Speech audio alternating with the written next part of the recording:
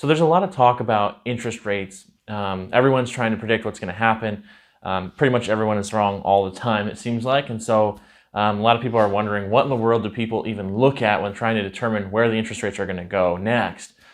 Because a lot of people thought that the interest rates were going to start coming down starting in October, especially before the election. Everyone thought they would start to come down to make everything look good before the election happened. They still went up a little bit. And then it's just, there's so many predictions. A lot of people disagree on a lot of what's going to happen. So what are really the determining factors that affect interest rates that we can look at?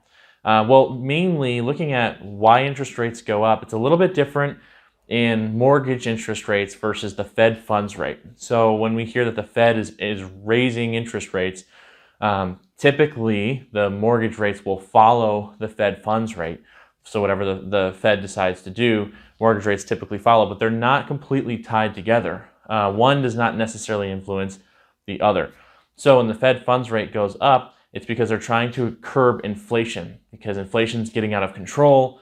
They're trying to tighten everything back down, get inflation under control a little bit more. So they're going to raise the price of money to hopefully control that spending and hopefully control that crazy out of control inflation. Now with mortgage interest rates, they're looking also at inflation, because banks are lending out money and they want to get a good return on their money. And so if inflation is out of control, that means if they continue to lend you money to buy a house at 3% interest, then if inflation is sitting at 9 or 10%, then they're going to be losing money over the long term. And banks are not in the business of losing money at all. They want their dollar to be worth more in the end.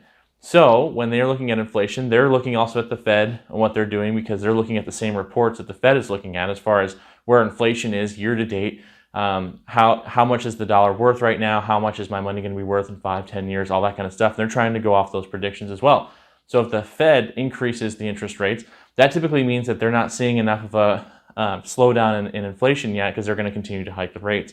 In which case the banks are looking at the same report saying inflation is still high, it's going to be high for a while, so we need to keep our returns higher by keeping our interest rates higher.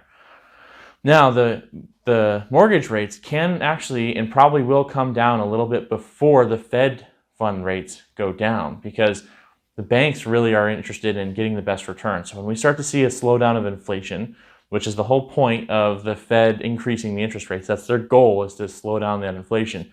When we see that inflation start to come down, then the banks are going to start looking at that, and they're going to finally start to say, okay, well, the inflation's not as bad, so we can actually start to lower our interest rates and still get good returns over the long period.